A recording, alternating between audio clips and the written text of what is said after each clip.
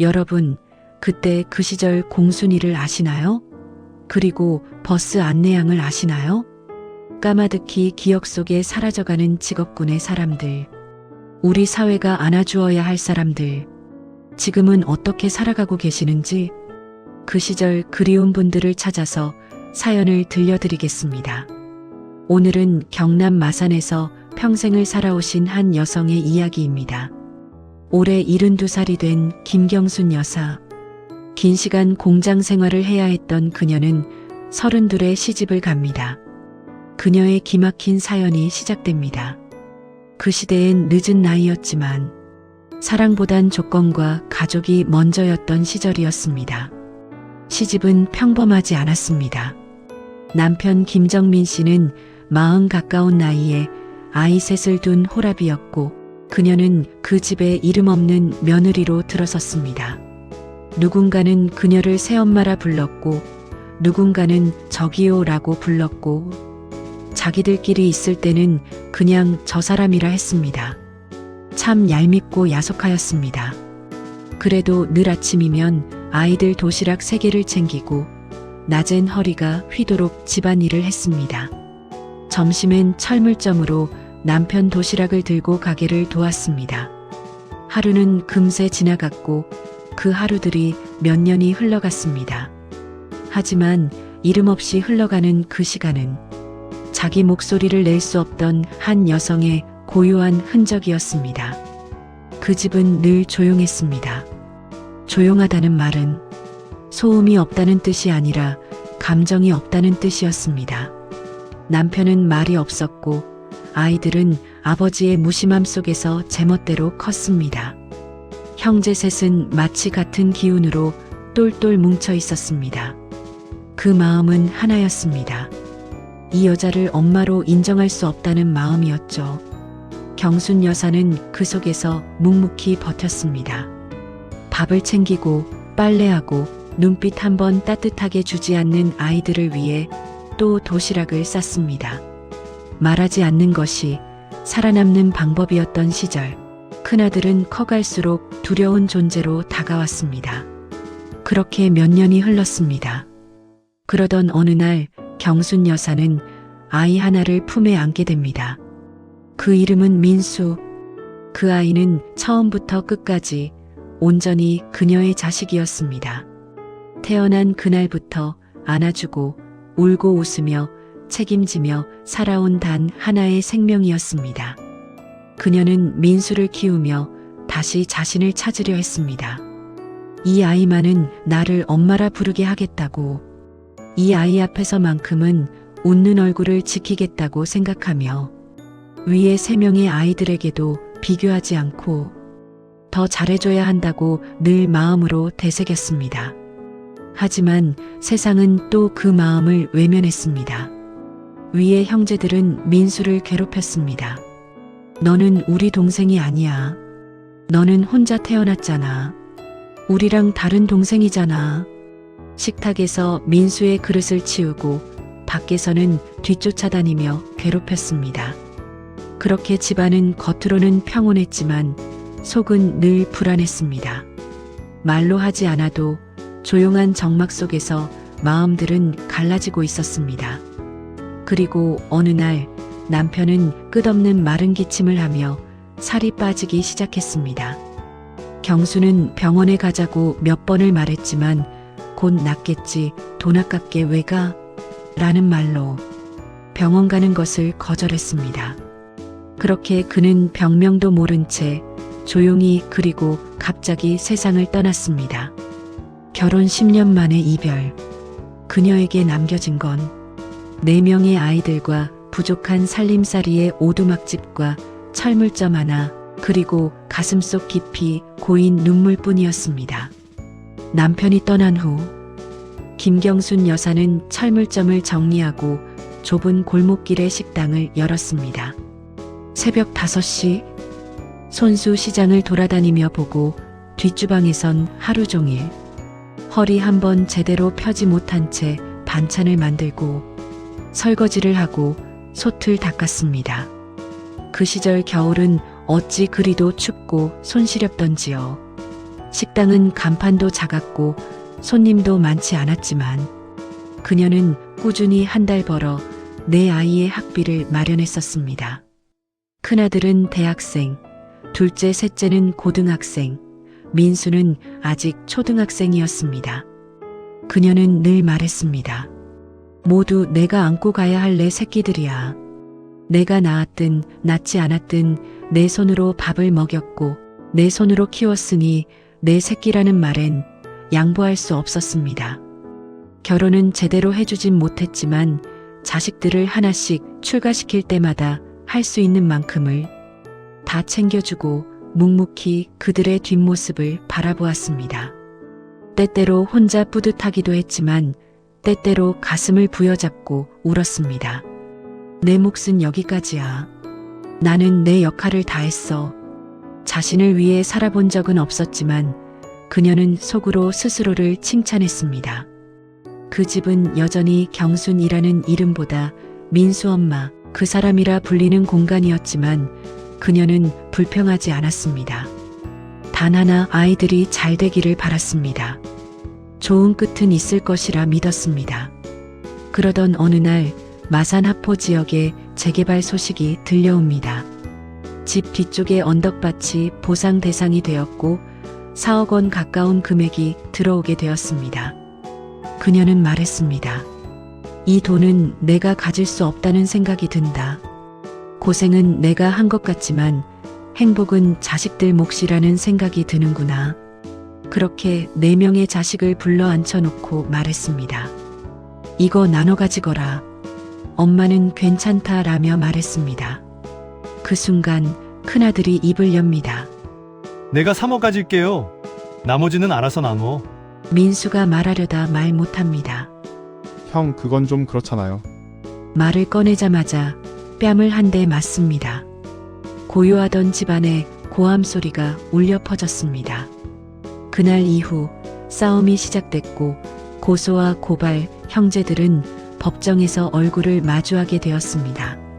경순 여사는 그 모습을 보며 조용히 눈을 감고 속삭였습니다. 왜 이렇게 됐을까? 내가 뭘 잘못했을까? 라며 흐느낍니다. 그해 설날 김경순 여사는 자식들을 위해 새벽부터 움직였습니다. 아직 보상금 나눔이 해결되지 않은 상태였습니다. 자식들이 온다는 소식에 시장에서 장을 보고 만두를 빚고 갈비찜을 하고 그 추운 겨울에 땀을 흘리며 음식 냄새를 피워냈습니다. 식탁은 곱게 차려졌고 그녀는 한복 위에 앞치마를 두르고 서 있었습니다. 그런데 그 음식 위로 퉁명스런 말들이 쏟아졌습니다. 이거 너무 달아요. 요즘 누가 이렇게 조미료를 넣어요? 요즘은 명절 음식은 다 사 먹던데요. 라며 며느리들이 상전처럼 한마디씩 해댑니다. 그 말들엔 가시가 박혀 있었죠. 며느리들이 뭘 하나씩이라도 해왔더라면 그 말이 덜 아팠을 텐데. 큰 며느리가 대면대면하며 억지로 오다 보니 작은 며느리도 그대로 따라했습니다. 그녀는 아무 말 없이 국그릇을 가만히 옮기기만 했습니다. 하지만 둘째 며느리의 손끝이 실수로 국그릇을 엎으면서 그 옆에 놓인 갈비찜과 전들이 같이 바닥에 내동댕이 쳐졌습니다. 순식간이었습니다.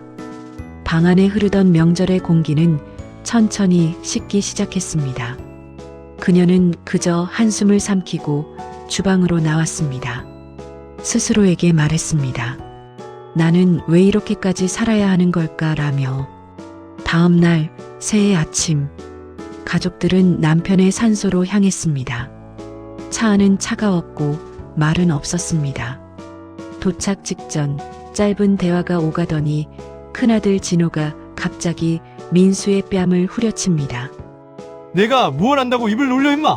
민수는 참지 못하고 차에서 내리자마자 근처에 있던 돌을 집어 형의 머리를 칩니다. 그리고 싸움이 시작됩니다.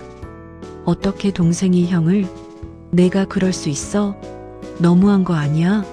라며 며느리들끼리도 고성이 터지고 손에 핸드백을 들고 서로를 밀칩니다.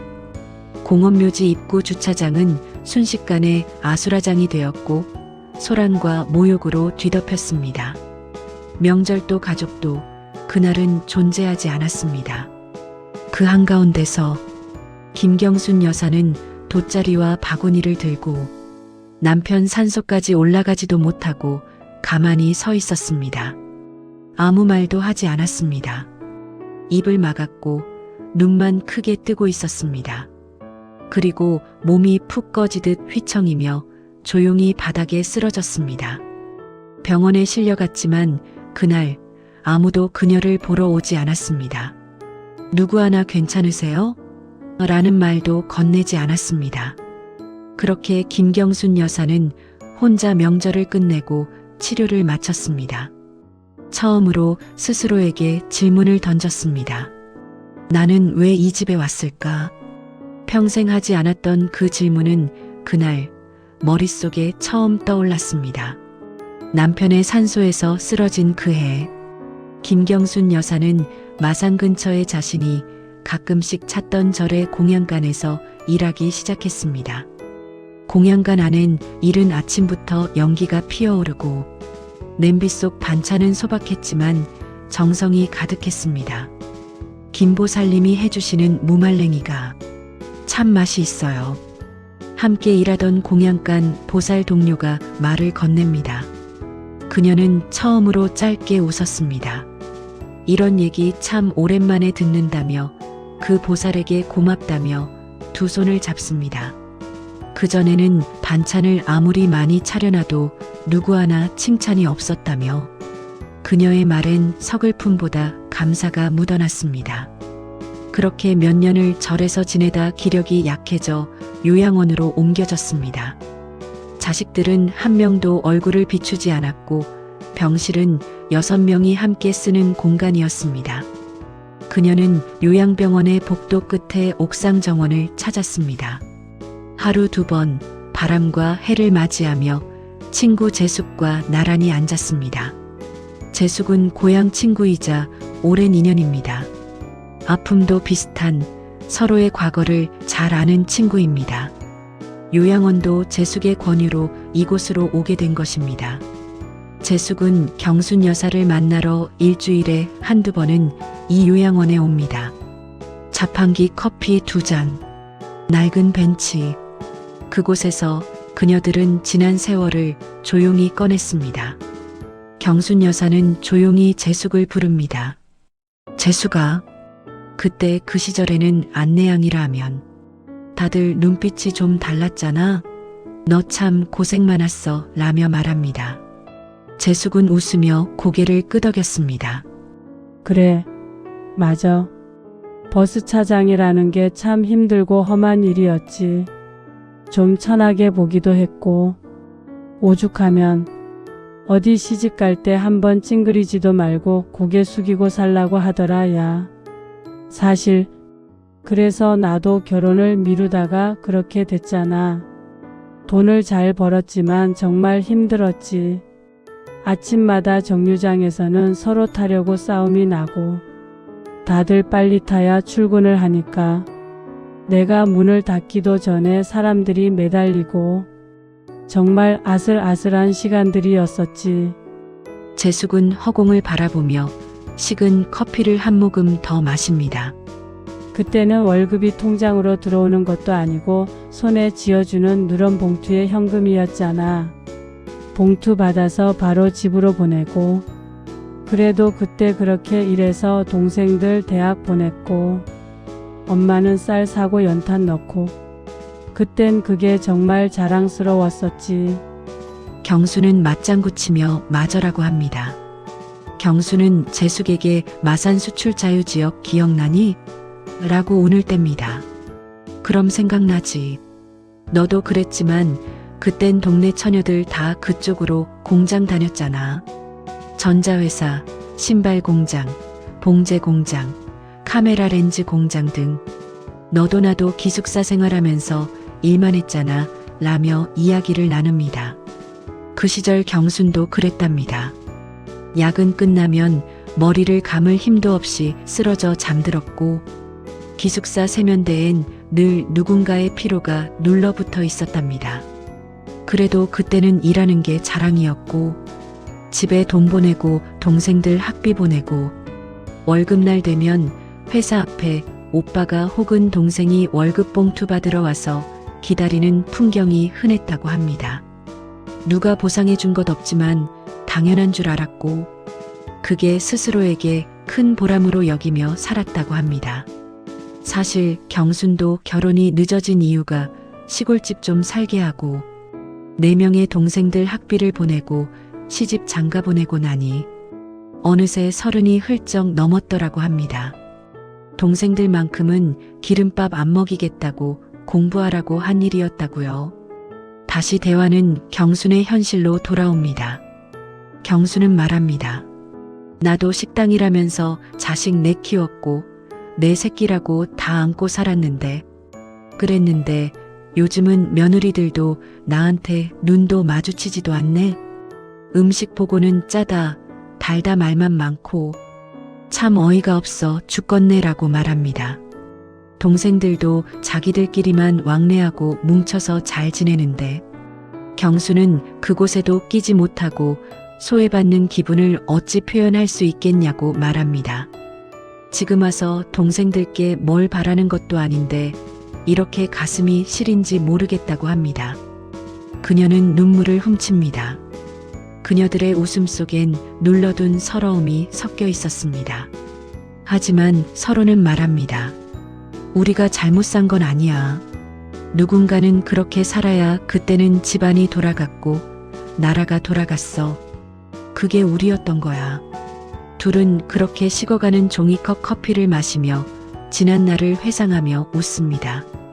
그리고 봄 소풍이 있던 날, 요양원에서 작은 행사가 있었고 모두가 색색의 모자를 쓰고 노래를 불렀습니다. 처음엔 거부했던 그녀. 나이가 몇인데 그런 걸. 하지만 박수가 터지자 경순 여사는 어깨를 들썩였습니다. 노래는 그녀 처녀 때 자주 불렀던 처녀농군. 떨리는 목소리로 노래를 부릅니다. 홀어머니 내 모시고 살아가는 세상인데 이 몸이 처녀라고 이 몸이 처녀라고 남자일을 못하나요? 소 몰고 농밭으로 일야 어서 가자. 해 뜨는 저벌판에 일야 어서 가자. 밭갈이 가자.